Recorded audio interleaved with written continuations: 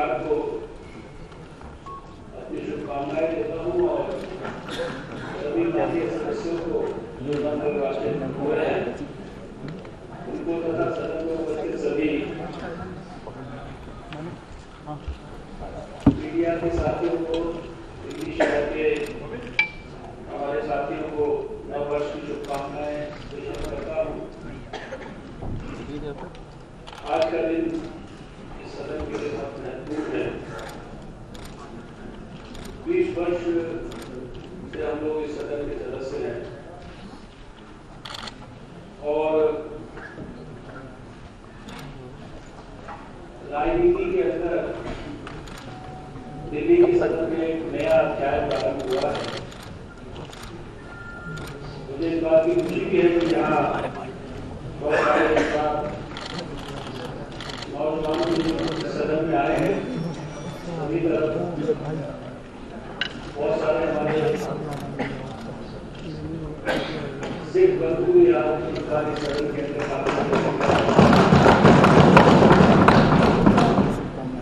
पहले भी आए, समाज के सब वर्गों के लोग आए हैं। बहुत सारे हमारे मुस्लिम भाई आए हैं।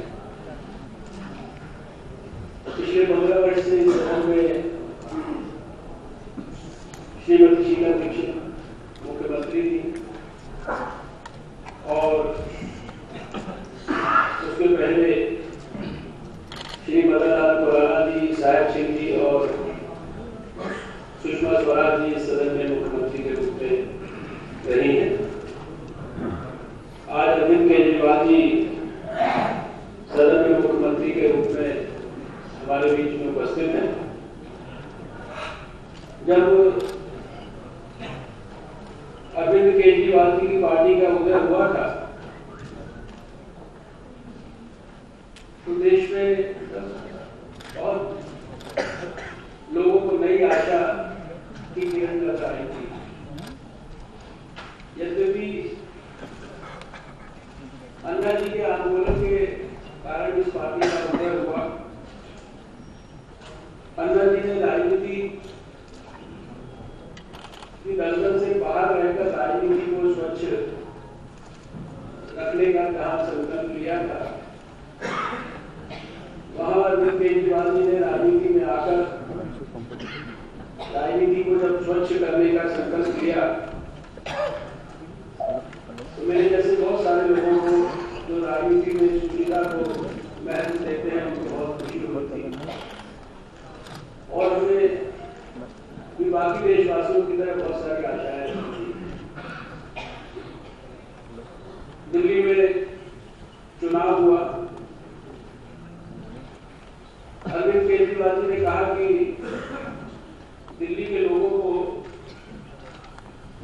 ईमानदार लोगों को विजय दिलानी चाहिए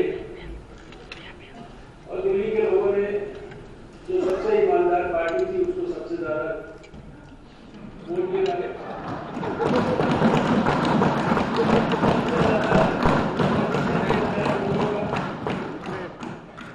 सबसे ज्यादा सीटें दिलाई और सबसे पहले हम लोगों को निमंत्रण मिला था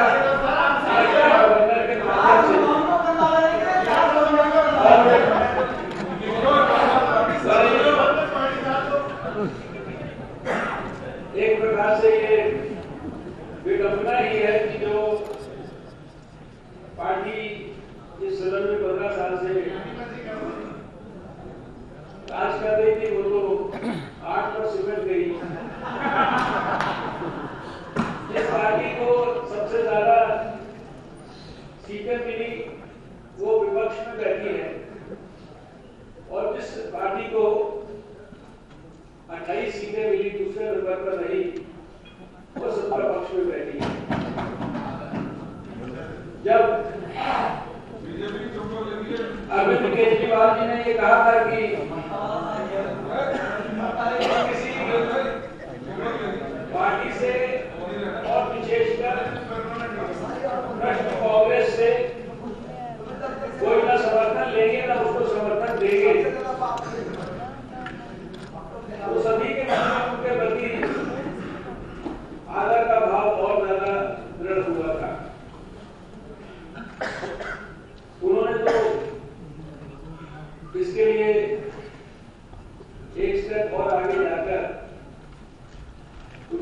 वगैरह भी डाली थी टेलीविजन चैनल के ऊपर। जब उन्होंने कसम खाई तो मेरा ऐसा मानना है कि कसम जब लोग खाते हैं तो दोनों बातें होती हैं कि कसम खाने के बाद उसको बहुत रिलीजियसली जब फॉलो करते हैं तो कभी-कभी मुझे लगता है कि शायद उनका अनसाइंटिफिक माइंड है, लेकिन वो अपनी बात के प्रति पूरे ऑनेस्टली कमिटेड है। लेकिन जब कसम खाने के बाद कसम तोड़ी जाती है तो फिर उसके अंदर से बहुत सारी सच्चाई उजागर होती है। आज दिल्ली की जनता ने एक बात तो आप सब स्वीकार करेंगे कि एक बात का मैंडेट दिया था कि वो किसी भी कीमत पर भ्रष्ट कांग्रेस को, जिसके 15 वर्ष के इतिहास में लगातार घोटाले होते रहे, हमारी पार्टी ने उसके बारे में समय समय पर उन घोटालों को उजागर भी किया। उन घोटालों के संदर्भ में हमारी पार्टी ने एक आरोप पत्र भी सारे देश के सामने प्रस्तुत किया था। यह आरोप पत्र भी मैं आज अरविंद केजरीवाल जी के लिए यहाँ पर सदन के अंदर प्रेषित करूंगा, क्योंकि मैंने सुना कि कल जब हमने ये कहा कि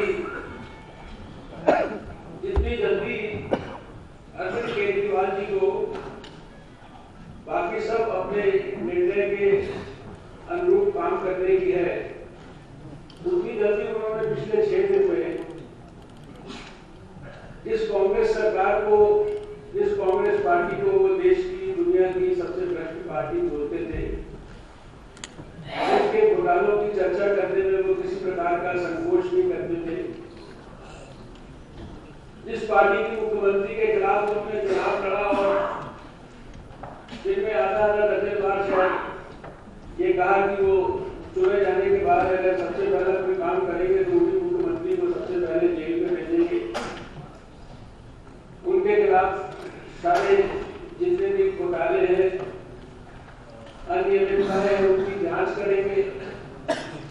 और खाली उन्हीं के खिलाफ नहीं, सरकार के दूसरे मंत्रियों के खिलाफ भी करेंगे, सरकार के अधिकारियों के खिलाफ भी करेंगे।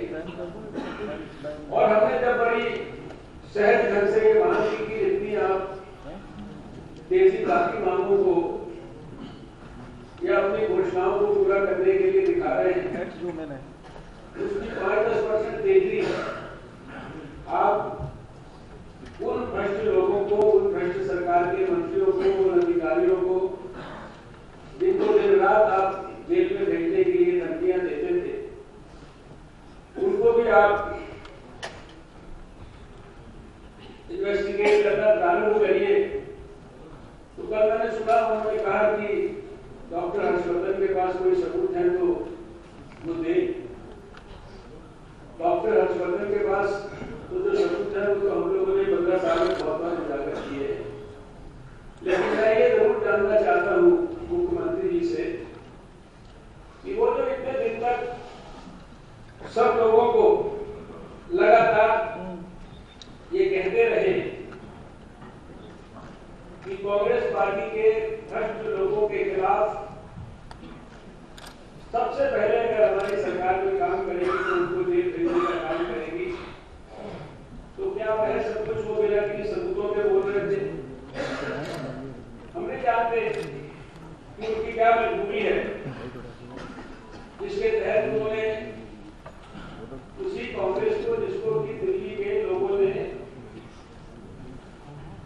फिलहाल इतिहास के कूड़ेदान में भिजवा दिया, बाहर का दरवाजा दिखा दिया, जिसकी मुख्यमंत्री को स्वयं पराजित करके वो विधायक बने, उसी भ्रष्ट कांग्रेस से जिसके लिए उन्होंने कसम खाई कि वो न इससे समर्थन लेंगे न इसको समर्थन देंगे। आज ऐसी कौन सी मजबूरी थी कि उन्होंने उसी बनाकर और बर्तन के पीछे से उसको लाकर सत्ता के गलियारे में बिठा दिया है। ये सारा देश ये जानना चाहता है कि आम आदमी पार्टी की कौन सी ऐसी मजबूरी है कि जिसके कारण इस चुनाव में 2 करोड़ लोगों में से 1 करोड़ से ज्यादा लोगों ने अपना मत व्यक्त किया।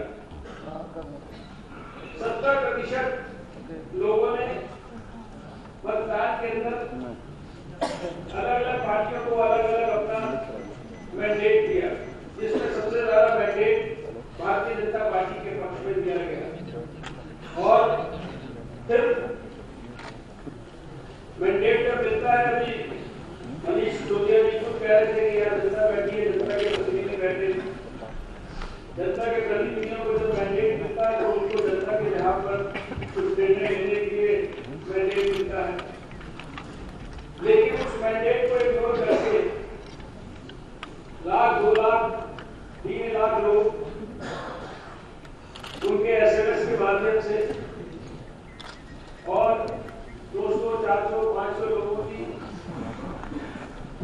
सेल्फ प्रायोजित सभाएं करके उसमें हाथ खड़े करा के और फिर आपने उसी भ्रष्ट कांग्रेस के साथ मिलकर दिल्ली के अंदर जो गठबंधन की सरकार बनाई, तो आपकी क्या मजबूरी थी, ये इस देश के लोग निश्चित रूप से जानना चाहते हैं। पिछले समय में बहुत चतुराई से आपने बहुत सारी बातें की, बहुत बहादुरी से भी की। आपने ये कहा कि जब अन्ना हजारे साहब ने सार्वजनिक तौर पर ये व्यक्त करने की कोशिश की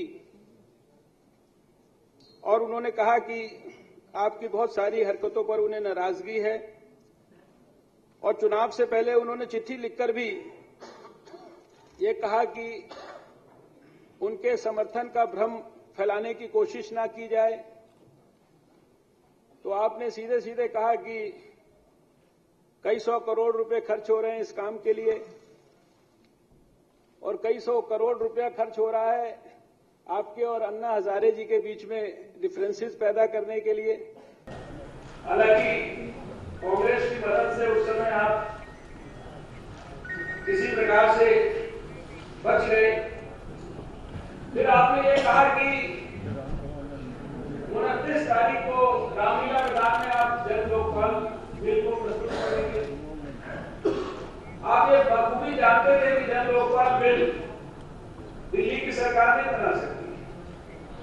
जन लोकपाल बिल अगर बना सकती है तो वो केंद्र की सरकार बना सकती है, लेकिन अपने एक झूठ को छुपाने के लिए, जो एक सफेद झूठ था, आपने एक दूसरा झूठ बोला और आपने कहना ये शुरू किया कि आम लोगों को जन लोकायुक्त समझ में नहीं आता, इसलिए हम लोग जन लोकपाल बनाएंगे, हम जन लोकायुक्त बिल बनाएंगे।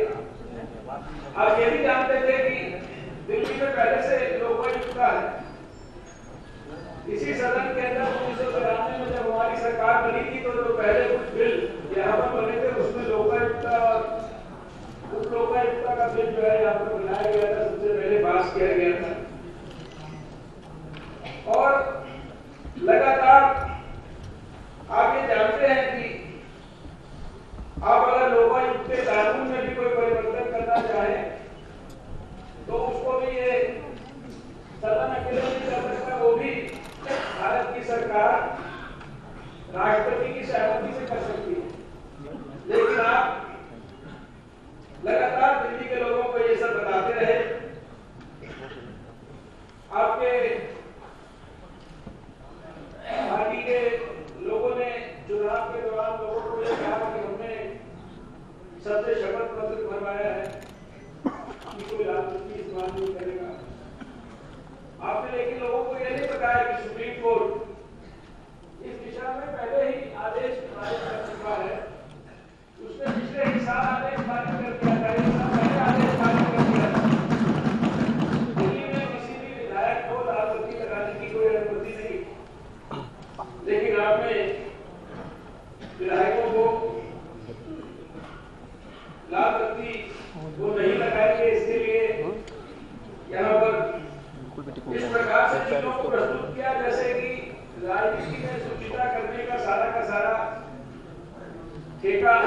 गांधी ने लिया है। आपने फिर ये कहा कि हम लोग सुरक्षा नहीं लेंगे, लेकिन सुरक्षा न लेने के नाम पर दिल्ली की पुलिस के साथ, सुरक्षा कर्मियों के साथ आपकी सुरक्षा के लिए 4000 पुलिस वाले दिल्ली के रामलीला मैदान में लगाए गए और आज भी आपकी सुरक्षा के लिए दिल्ली में 3 लेयर की सिक्योरिटी है। जो लोग इसकी गहराई में जानना चाहते हैं वो पुलिस के रिकॉर्ड से पता करें कि आज भी मुख्यमंत्री जी को सुरक्षित रखने के लिए कितनी लेयर की सिक्योरिटी। आपने फिर कहा कि आप मेट्रो से चलेंगे, आपके मंत्री मेट्रो से चलेंगे और उसके लिए आपने सबसे पहले इतने वर्ष इस शहर के अंदर मेट्रो को हो गए, हमने मेट्रो के अंदर किसी कानून को टूटते हुए नहीं देखा। आपने उसके लिए सारे कानूनों की धज्जियां उड़वा दी। आपके लिए स्पेशल मेट्रो ट्रेन चली, उस ट्रेन के और उस रेलवे स्टेशन के सुरक्षा के लिए फिर हजारों सैकड़ों पुलिसकर्मी लगाए गए। ये तो एक बड़ा हादसा होते हुए बच गया। जिस हादसे के तहत शायद यहाँ 12 नंबर पर जब इतने सारे समर्थक और सपोर्टर्स और दूसरे लोग शायद किसी भी प्रकार की दुर्घटना के शिकार हो सकते थे, किसी को गंभीर चोटें लगी, चोटें आई, लेकिन किसी के सबके प्राणों की एक प्रकार से रक्षा हो गई, वो सब हम जानते हैं। भगवान ना करे ऐसा होता। मेट्रो में चलना कोई बहुत विशेष बात नहीं है। हम में से बहुत सारे लोग मेट्रो में चलते होंगे। मेरे बच्चे द्वारका में रहते हैं, मैं वर्षों से मेट्रो के अंदर अपनी कृष्णा नगर के घर से मेट्रो के अंदर द्वारका में जाता हूँ।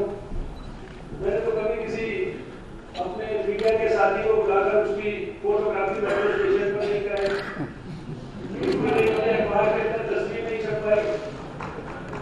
आपने भी कहा कि हम सरकारी मकान नहीं लेंगे, लेकिन हमारे पास पर्याप्त जानकारी है रिकॉर्ड पर कि आपके लिए तिलक मार्ग पर 2 बड़े सरकारी फ्लैट जो है वो भी सुरक्षित कर दिए गए हैं। आपने उसकी भी सारी कार्रवाई विश्वास पत्र प्राप्त करने से पहले कर ली है। हमारा कहना है कि हमें कोई इन सब चीजों से आपत्ति नहीं है। राजनीति में शुचिता के हर भी पक्षधर है। राजनीति में जितनी ज्यादा सादगी हो, जितनी ज्यादा शुचिता राजनीति के अंदर आए, तो सबके लिए बहुत अच्छी बात है। लेकिन उसके लिए क्या आज के इस युग में ये सब कुछ कहने की आवश्यकता है जो कुछ किया गया।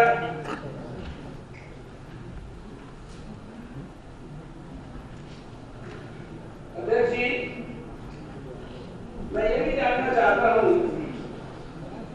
क्योंकि ये बड़ा गंभीर विषय है कि इस सरकार को इस विश्वास मत के अंदर समर्थन दिया जाए या ना दिया जाए, इसके बारे में हम लोगों ने बड़ा गहन अध्ययन किया, बहुत इसके बारे में विचार किया।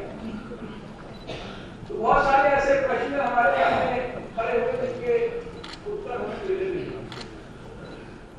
और ये सदन ये जानना चाहता है, दिल्ली की जनता, देश की जनता ये जानना चाहती है। आपके पार्टी के वरिष्ठ नेताओं ने और आपके पार्टी के विधायक ने भी पिछले दिनों टेलीविजन चैनल पर कहा कि जो लोग कश्मीर में रहते हैं उनका जनमत संग्रह होना चाहिए, और उनका जनमत संग्रह होने के बाद अगर वो कश्मीर को भारत से अलग करने की आवश्यकता है तो कश्मीर को भारत से अलग भी कर दिया जाना चाहिए, और अगर कश्मीर को पाकिस्तान के साथ जोड़ा जा सकता है तो कश्मीर को पाकिस्तान के साथ भी जोड़ा जाने में किसी को कोई आपत्ति नहीं है। इंस्पेक्टर मोहन शर्मा की शहादत हुई थी, तो मुझे याद है कि मैं अखबार जी के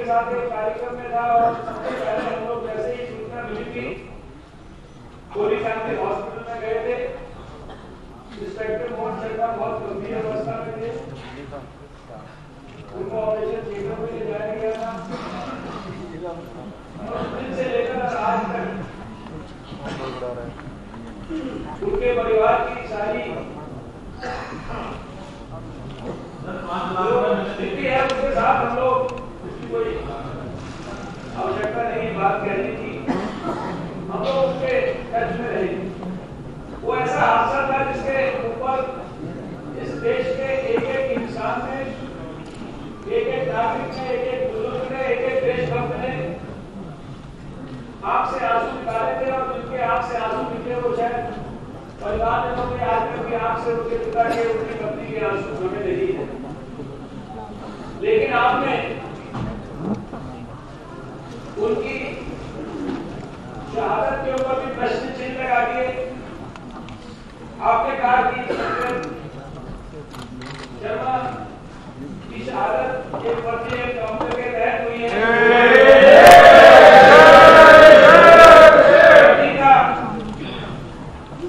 सवाल ये नहीं है कि उसमें एनकाउंटर में हिंदू मारा गया या मुसलमान मारा गया, मुसलमान नौजवान था या हिंदू नौजवान था। सवाल यह है कि देश के साथ उसमें कौन था, देश की रक्षा कौन कर रहा था, देश विरोधी काम कौन कर रहा था। आपने भाटका हाउस एनकाउंटर जिसके साथ सारे देश की देशभक्ति की भावना उस घटना के साथ जुड़ी थी, इंस्पेक्टर शर्मा के साथ,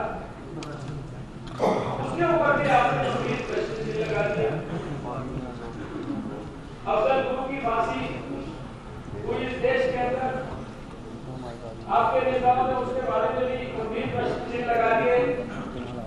इसी विषय के कारण तो देश के अंदर, देश की दुनिया में बदनामी होती है। ऐसे अनेकों विषय हैं। जब चुनाव के नतीजे आए थे मुझे याद है कि आपने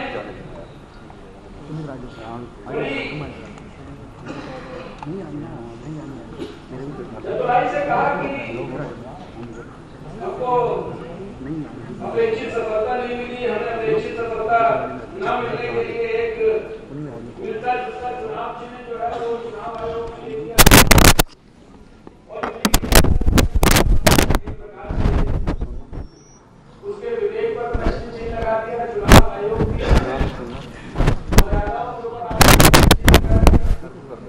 हमने जाकर कहा लेफ्टिनेंट गवर्नर महोदय से कि हमारे पास 36 का अंक नहीं है। हमने 2 मिनट लगाए। हम राजनीति के सूत्रों के पक्षधर हैं, हम किसी भी कीमत पर ना कोई खरीद फरोख्त करना चाहते हैं, ना किसी पार्टी से, ना हम कोई हॉर्स ट्रेडिंग करना चाहते हैं। हमारे पास चूंकि नंबर नहीं है, हम सरकार बनाने की प्रक्रिया के अंदर किसी भी प्रकार से कोई योगदान नहीं कर। आपने उस समय कहा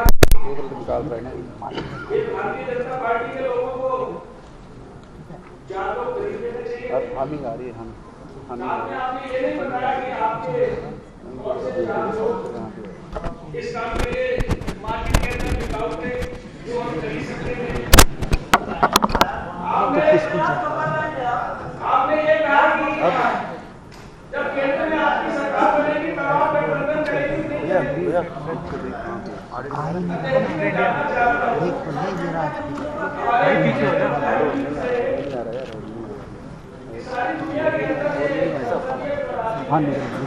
अध्यक्ष जी, मैं जानना चाहता हूं हमारे प्रिय मित्र अरविंद से कि सारी दुनिया के अंदर ये संसदीय प्रणाली में हमेशा किसी को बहुमत नहीं मिलता है और सारे दुनिया के अंदर जो प्रजातंत्र है, चाहे वो इंग्लैंड के अंदर हो, जर्मनी में हो, अमेरिका में हो, अभी इंग्लैंड में तो उनकी जो लिबरल डेमोक्रेट्स हैं और रिपब्लिकन्स, उनकी मिलीजुली सरकार बनी हुई है। जो इटली का देश है, वहां पिछले 30 साल में 24 सरकारें बनी हैं। गठबंधन की सरकार के लिए वीपी सिंह जी को हमारी पार्टी ने समर्थन दिया था। नरसिम्हा राव जी की सरकार को जो है वो सरकार ना गिरे, इसके लिए लोगों ने समर्थन दिया। आप देश में हमारी सरकार बनेगी, अगर मान लीजिए कल गठबंधन की सरकार, उसके ऊपर आप प्रश्न चिन्ह लगाने के लिए, यानी कि सारे दुनिया के अंदर बाकी जितने दल हैं, बाकी जितने राजनीति के अंदर लोग हैं, वो सारे के सारे बेईमान हैं, वो सारे के सारे भ्रष्ट हैं, और केवल आप और आपकी ही आम आदमी पार्टी वो दुनिया की सबसे ईमानदार पार्टी है। उस ईमानदार पार्टी को आपके ही द्वारा कही गई तथाकथित सबसे भ्रष्ट पार्टी कांग्रेस के साथ तो गठबंधन करके और सरकार बनाने का अधिकार है, लेकिन हम अगर देश में कल नरेंद्र मोदी जी की सरकार के लिए अगर कोई एनडीए का अलायंस बनाने की आवश्यकता पड़ेगी तो हमारे को अलायंस बनाने की भी जो है छूट नहीं है। तो अध्यक्ष जी, मेरा ये कहना है कि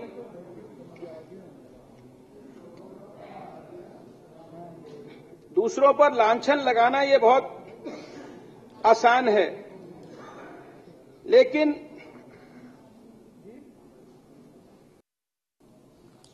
ईमानदारी तो वो होती है कि सारी दुनिया बोले कि ईमानदार है आदमी, पार्टी का आचरण ईमानदारी का है, उसके लिए खुद पब्लिसिटी करने की जरूरत नहीं होती है।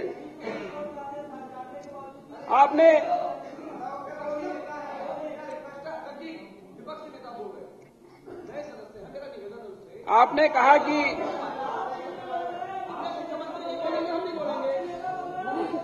कोई बात नहीं, बैठ जाइए आप भी नए थे कभी, कोई बात नहीं।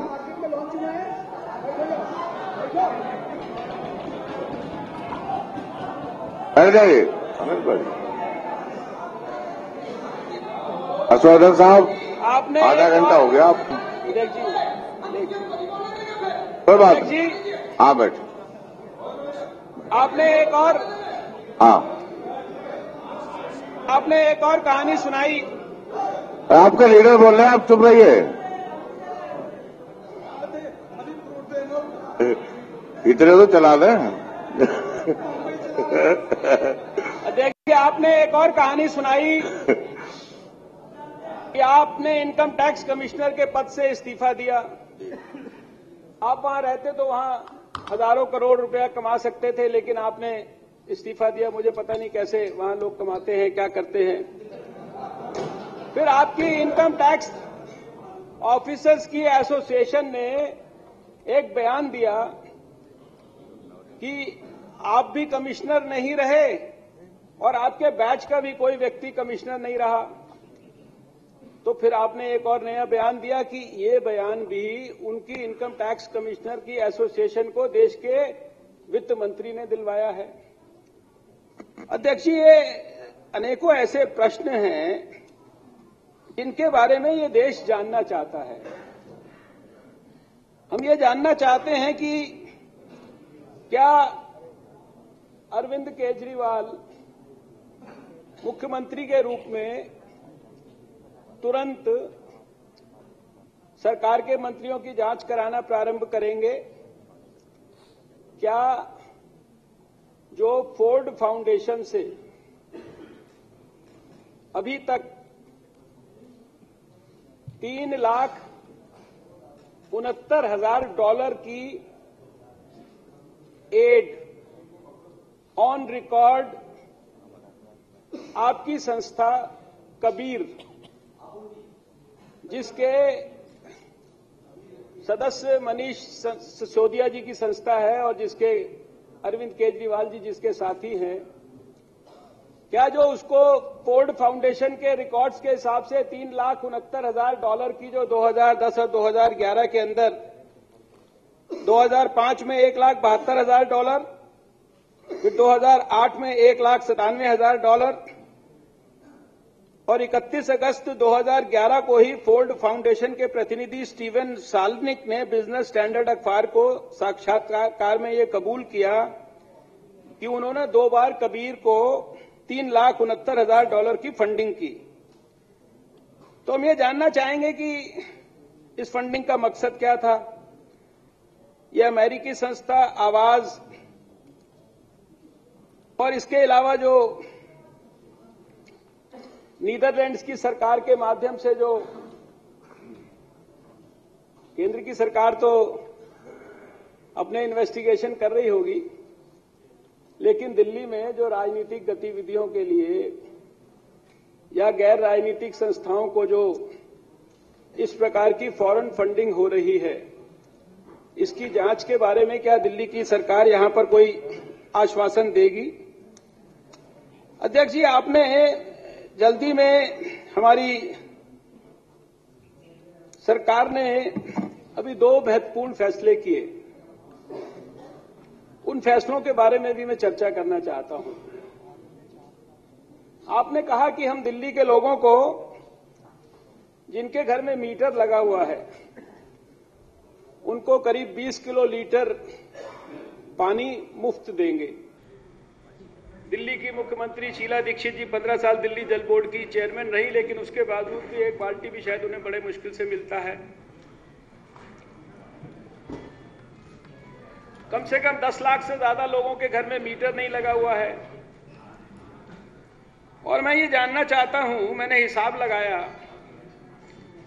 एक अगर परिवार में 4 या 5 लोग हो और 2 बार भी अगर सुबह और शाम एक बार टॉयलेट जाना हो और एक बार शाम को बाथरूम जाना हो, अगर यूरिनरी ब्लैडर प्रोस्टेट ठीक काम करते हो तो भी एक बार तो जाना ही पड़ेगा कम से कम, तो शायद एवरेज एक 4-5 लोगों के परिवार में 14 से 20 लीटर पानी जो है एक बार जब हम फ्लश करते हैं तो उसमें खर्च होता है, और इतना करने पे 200 लीटर पानी खर्च हो जाता है। इसके बाद फिर आपका हाथ धोने के लिए, कपड़े धोने के लिए, नहाने के लिए, रसोई के अंदर बर्तन साफ करने के लिए और बहुत सारी चीज़ों के लिए। अध्यक्ष जी, बस मैं संक्षेप में बात कर रहा हूँ, ज़्यादा डिटेल में तो मैं कर ही नहीं रहा, इसीलिए कपड़े धोने के लिए, ये सब मिलाकर अधिकांश जो है लोगों को यानी 660 लीटर से ज्यादा उनका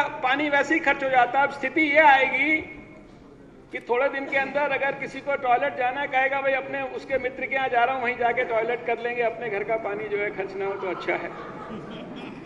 और सबसे बड़ी आपने होशियारी क्या की है कि आपका 660 लीटर पार होते ही अगर आप दिल्ली की जनता का भला करना चाहते हैं तो आपने 10% जो है दिल्ली के लोगों का पानी का बिल क्यों बढ़ा दिया। अभी जब फरवरी में लोगों के पानी के बिल आएंगे तो ये जो वाहवाही लूटी जा रही है, सारे लोगों को इसकी जानकारी हो जाएगी कि कितने लोगों को इससे कितना फायदा हो रहा है। आप उन गरीब लोगों को जो पैसा उनको कनेक्शन देने के लिए खर्च होना था, उन बेचारों के घर में पानी का कनेक्शन नहीं है, उनके लिए पानी की व्यवस्था नहीं है झुग्गी झोपड़ी में और अनऑथराइज्ड कॉलोनियों में, आपने उनका भी 400-500 करोड़ रुपया वो इस काम के अंदर जो खर्च किया, उन लोगों को शायद जिनको इस सहायता की आपकी जरूरत नहीं थी, उससे ज्यादा आपने उन लोगों के साथ, गरीब लोगों के साथ जो गांव में रहते थे, जो अनऑथराइज्ड कॉलोनियों में रहते थे, जो झुग्गी झोपड़ियों में रहते थे, उनके साथ आपने कैसा अन्याय किया है। ये आप अगर वास्तव में दिल्ली के लोगों की सहायता करना चाहते थे तो बिजली की कंपनियों को, DERC को बुलाकर दबाव डालते हैं उनके ऊपर, कम करिए 50% बिल, नहीं तो बाहर का रास्ता देखिए। ये तो आपने किया नहीं। मेरी ही जेब में से पैसा निकालकर मैंने जो सरकार को टैक्स के रूप में पैसा दिया, वो टैक्स पेयर्स मनी जो है वो मेरे लिए स्कूल बनाने के लिए था, वो मेरे लिए अस्पताल बनाने के लिए था, मेरे लिए डिस्पेंसरी बनाने के लिए था, वो मेरे हितों की रक्षा के लिए था, मेरे गरीब साथियों की मदद के लिए था वो पैसा। आप मेरे ही पैसे से वो 200 करोड़ रुपया, 250 करोड़ रुपया आप हर महीना आप बिजली कंपनियों को दे रहे हैं, बिजली कंपनियों को ऑब्लाइज कर रहे हैं।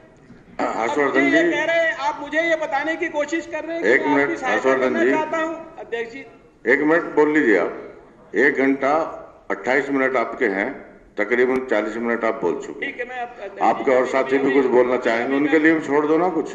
5 मिनट में समाप्त कर। तो अध्यक्ष जी, अभी आपने 0 से 400 की स्लैब के अंदर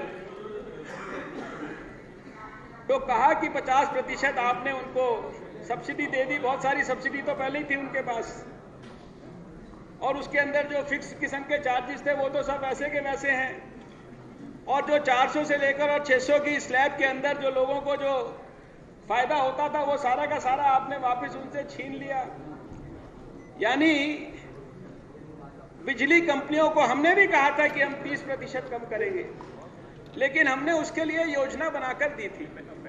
हमने उसके लिए बताया था कि हम उसको किस प्रकार से करेंगे। हमने ये नहीं कहा था कि हम सब्सिडी देंगे, हमने ये नहीं कहा था कि हम जनता का ही पैसा एक जेब से निकालकर दूसरी जेब के अंदर डाल देंगे। हमने कहा था कि हम दिल्ली के अंदर हर घर के अंदर हर ऑफिस को जो है सोलर ऊर्जा का ऐसा केंद्र बना देंगे कि लोग अपनी बिजली ग्रिड को बनाकर बेच भी पाए, अपनी बिजली जो है उसके माध्यम से कार्बन क्रेडिट भी ले पाए। हमने लोगों को गुमराह करने की कोशिश नहीं की थी। हम ये जानना चाहते हैं कि आपकी सरकार ने शपथ लेने के 24 घंटे पहले दिल्ली के अंदर सीएनजी के दाम 4.5 रुपए किलो कैसे बढ़ गए, और 4.5 रुपए किलो बढ़ गए। मैं नहीं समझता कि सरकार के अंदर मुख्यमंत्री एक दिन के बाद शपथ ले रहा हो और सरकार के किसी अधिकारी की हिम्मत है कि जो अप्रत्याशित, आज तक कई बार सीएनजी के दाम दिल्ली के अंदर बढ़े हैं, लेकिन हमने आज तक सुना नहीं कि 4.5 रुपए लीटर एक बार में एक मुश्त सीएनजी के दाम बढ़ जाए और सरकार जो है उसको पता ही ना हो। और आपने 6 दिन तक क्या किया उसके लिए? अभी तक सीएनजी के दाम वापस क्यों नहीं लिए गए? आज दिल्ली के लोगों को आपने एक और तोहफा दिलवा दिया अपने साथियों की मदद से, केंद्र सरकार के साथ। एलपीजी का सिलेंडर की आपने कीमतें बढ़ा दी। पहले ही लोग महंगाई के बोझ से परेशान हैं, तकलीफ में हैं। हम ये जानना चाहते हैं कि ये आप महंगाई के सिलेंडर, जो महंगे सिलेंडर आप आज से जो दिल्ली के अंदर उपलब्ध होने जा रहे हैं, इनके ऊपर जो आपने दाम बढ़वाए हैं, दाम आप कब वापस लेंगे? सीएनजी के दाम आप कब वापस करेंगे? और पानी के जो आपने 10% दाम दिल्ली के अंदर बढ़ाए हैं, अगर आप दिल्ली के लोगों के, आम आदमी के मददगार हैं, तो आपने वो 10% जो है क्यों दाम बढ़ाए आते ही? उन दामों को आप कब वापस लेंगे? ये जो आप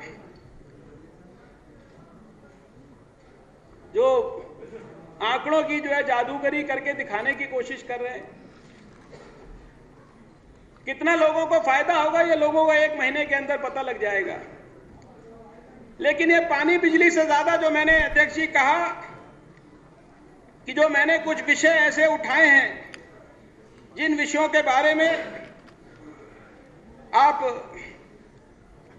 जो लोग आतंकवादियों का खुला समर्थन करते हैं, आतंकवादियों के साथी हैं, जो कोर्ट में जाकर आतंकवाद के लिए जिनको माफिया मांगनी पड़ी है, ऐसे लोगों के पास जाकर आप मीटिंग करते हैं क्योंकि आपको लगता है कि उनके साथ मीटिंग करके आपको जो है वोट मिल सकते हैं।